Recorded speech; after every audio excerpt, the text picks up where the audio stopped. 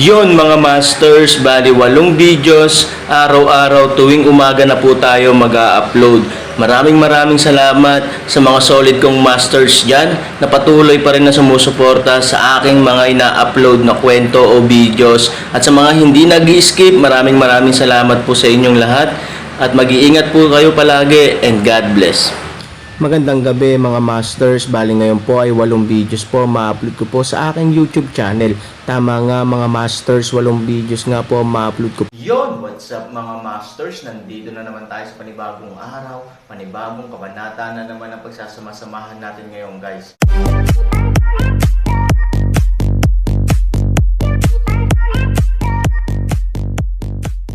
Bali mga masters, kung bago ka pa lang po sa aking YouTube channel, please click the subscribe button, lalong-lalo na po yung notification bell guys, para maging connected pa rin tayo sa isa't isa at maging updated kayo sa mga susunod ko pang video.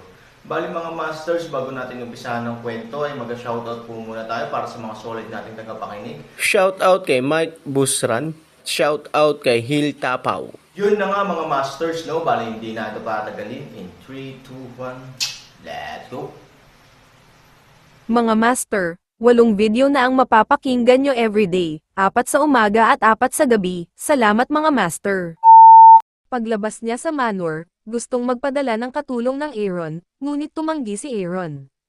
Gayunpaman, mayroon pa ring ilang beses bago ang ayon, nagpa siya ang Aaron na maglibot.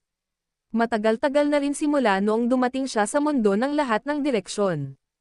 Halos nasa panganib siya. Ang pinakamahalagang bagay ay ang buhay at kamatayan ni Su Yingxia ay hindi alam at ang kanyang kaligtasan ay hindi mahuhulaan sa oras na iyon. Ang ideological pressure ng Aaron ay palaging mahusay. Matagal na siya sa mundo, pero hindi pa talaga niya nakikita ang lahat ng bagay sa mundo. Naglalakad sa kalye, naririnig ang ingay at nakatingin sa karamihan, nararamdaman din ni Han Sanchen na napakakomportable ng ganitong uri ng buhay. Matapos malutas ang mga bagay na ito sa hinaharap, dadalhin ni Han Sunny sina Ivory at Nayener upang manirahan sa isang partikular na lungsod at gugulin ang natitirang bahagi ng kanyang buhay sa kapayapaan. Isipin ang mga ito, Aaron bibig bahagyang naghang ng isang matamis na ngiti, nagpunta sa gilid ng isang clay figurine stall, Aaron kinuha ng isang magarbong sa isang hanay ng mga clay figurines. Isang lalaki at isang babae at isang anak na lalaki, kung paano siya at si Ivory at Nayener. Magkano boss? Haha, batang siya, 3 amethyst. Tumanggaw si Aaron at nagbabayad. Sa oras na ito, narinig ko ang isang gong ring, at pagkatapos ay isang grupo ng mga tao sa ilog at lawa ang sumugod sa isang mabangis na direksyon tulad ng pagtaas ng tubig. Kakaibang tumingin sa kanila si Aaron at saglit na hindi alam kung ano ang ginagawa nila. Haha, batang siya, iyan ang pagbubukas ng black market. Ang boss side para sa Aaron pakete bagay, sa parehong oras sa Aaron ipinaliwanag. Black market, bagaman ang Lashoy City ay isang maliit na lungsod, ito ay isang liblib na lugar, kaya ito ay madalas na ang unang pagpipilian para sa mga underground na mga ngalakal. Sa paglipas ng panahon, parami ng parami ang mga tao na dumarating, na humantong sa pagbuo ng isang black market. Bilang karagdagan, magsisimula na ang kamakailang kompetisyon ng martial arts sa tuktok ng bundok ng Kishan, at maraming tao sa Jiangho ang kailangang dumaan sa lungsod, sa makatuwid, magiging masigla ang black market. Nakangiting sabi ni boss, tumanggaw si Aaron, na medyo kawili-wili. Eto, mga gamit mo. Inabot ng amo ang mga nakaimpake na gamit kay Aaron. Matapos bawiin ang pera, nakangiting sabi nito, batang siya, kung interesado ka, pwede kang pumunta at tingnan. Kung sinuswerte ka, baka marami kang mabili, ng mabubuting bagay. Oo, makikita ko. Han 3,000 isang ngiti, ilagay ang mga bagay sa dibdib, kasama ang karamihan, patungo sa black market. Anyway, may mga pagkakataon pa rin na pumunta ako sa Aaron. Bagamat ang Aaron ay hindi kailanman ang uri ng tao na gustong bumili ng magagandang bagay kapag nagkataon, siya ay palaging napakayaman sa kanyang bag. Hindi niya alam kung paano gumastos ng maraming kayamanan mula kay Silong, at wala siyang oras para gastusin ito. Sa pagkakataong ito ay isang pagkakataon. Sa oras na iyon, bumili ng ilang jade liquid o walang kamatayang damo na maaaring mapabuti ang iyong mga nagawa at maglagay ng magandang pundasyon para sa iyong martial arts contest.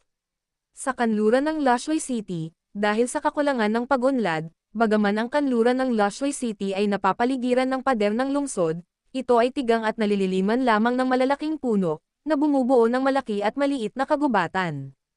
At ang kagubatan na ito sa magaspang na lupain ay kung nasaan ang black market. Sa oras na dumating ang Aaron, ang buong kagubatan ay halos nagninangas sa mga ilaw, at lahat ng uri ng paglalako ay dumating at umalis. Minsan humihinto ang mga naglalakad upang mag-obserba, at kung minsan ay nagtatanong. Napakalinaw ng layunin ng Aaron. Ayaw niya ng magic weapons. Pagkatapos ng lahat, siya ang may pinakamalakas na hari sa lahat ng uri ng armas. Ang pangunahing layunin ng kanyang paglalakbay ay upang makita ang ilang jade liquid o fairy grass, na maaaring mapahusay ang kanyang enerhiya. Pagkatapos ng isang round ng paghahanap, huminto ang Aaron sa harap ng stall ng isang matandang lalaki. Naaakit siya sa isang bulaklak na may 5 kulay sa stall ng matanda. Ang bulaklak ay maliwanag at maganda, at ito ay nagliliwanag sa buong katawan niya. Sa unang tingin, puno ito ng aura. Ito ay isang magandang bulaklak, matanda. Ang Aaron ay dumating sa mundo sa lalong madaling panahon. Wala siyang masyadong alam sa ganitong bagay kaya nagtanong siya. Yang siya, ito ay isang 5 kulay na bulaklak.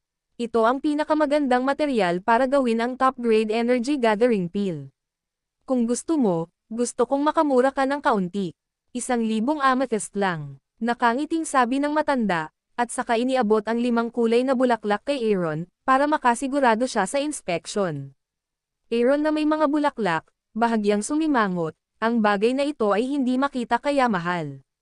Nang nasa dilema lang si Aaron, biglang tumabi sa kanya ang 2 figurette, isang lalaki at isang babae. Maamo ang lalaki at nakasuot ng puting pamaypay. Napakatalino niya, bagamat light makeup lang ang suot niya, hindi pa rin niya naitago ang kanyang kagandahan.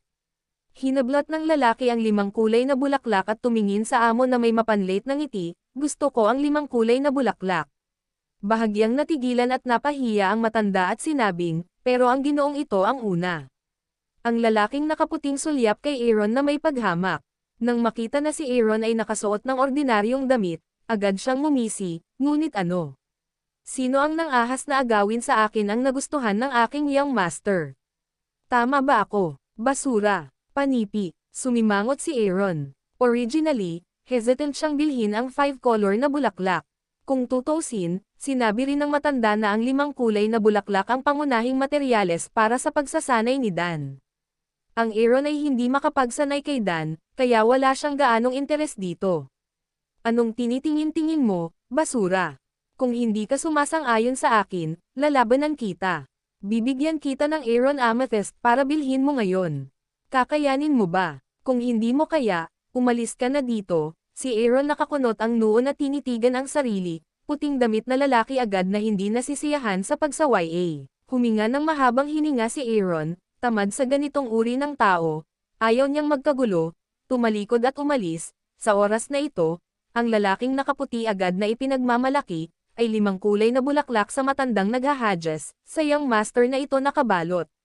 Sinulyapan ng matanda si Aaron, at sa wakas ay sumagot ng nakangiti. Mabilis niya itong binalot sa kanya.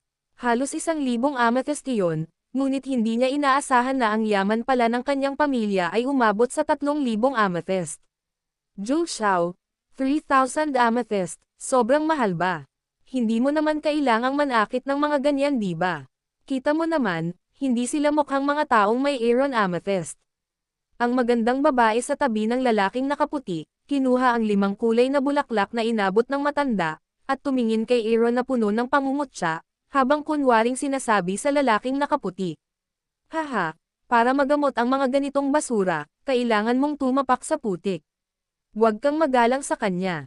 Tsaka ibibili kita ng gusto mo, kahit Jinshan at Yinshan pa yan. Damanin ang puti ay may malaking daanan ng hangin. Ang kagandahan ay agad na sinuyo ng isang matingkad na ngiti sa kanyang mukha. Salamat, Master Zhou. Walang magawang umiling si Han Sanchen, tumalikod at pumunta sa ibang stall. Ngunit pagkatapos ng isang pagliko, hindi nagsimula si Han Sanchen.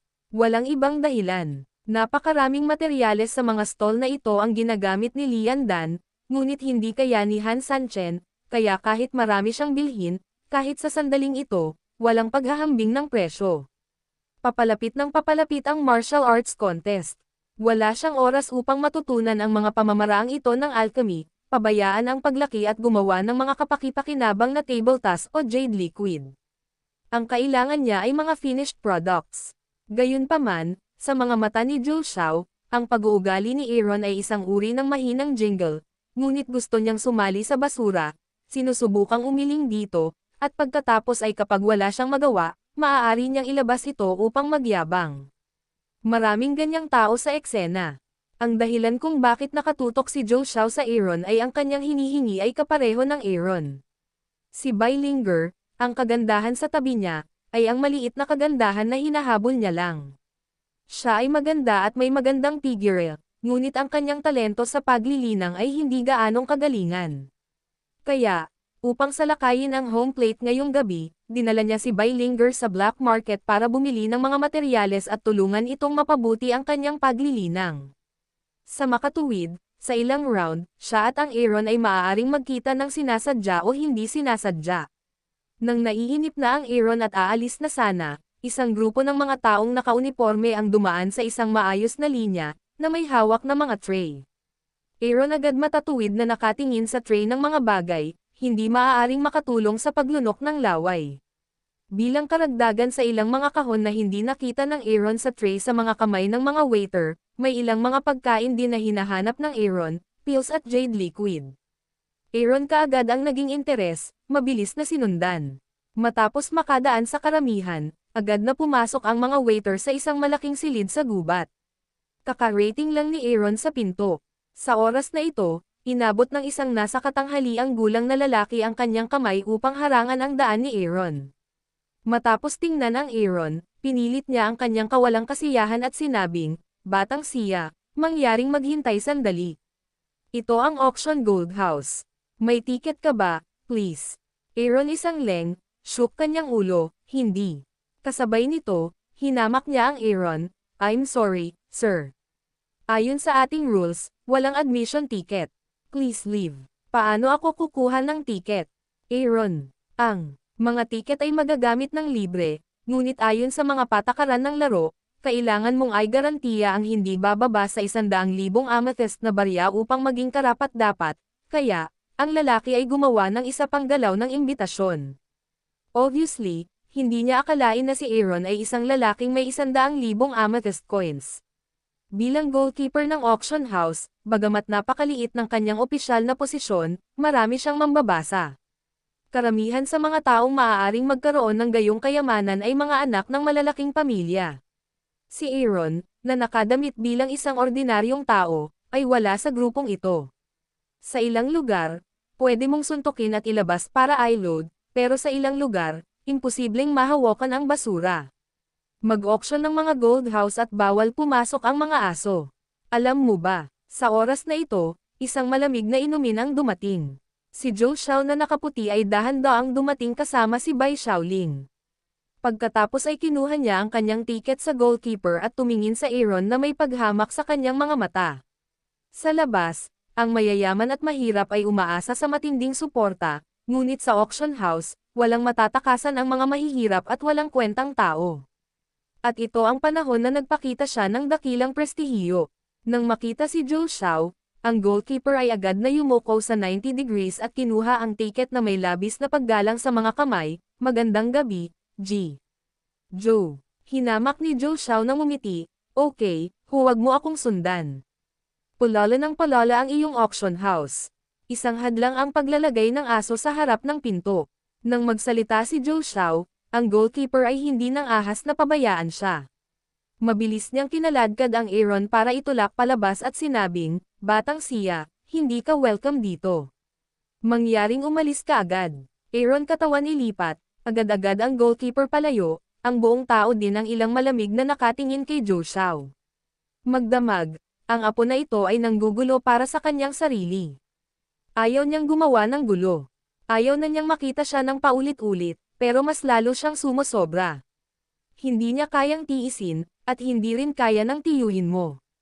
At saka, kailangan ng Aaron ang mga pills at jade liquid na iyon, kailangan kong pumasok sa bahay ngayon, Sabi ni Aaron Ling May. Yun na nga mga masters, no? Bali panibagong kabanata na naman yung natapos natin ngayong gabi. Muli, maraming salamat po.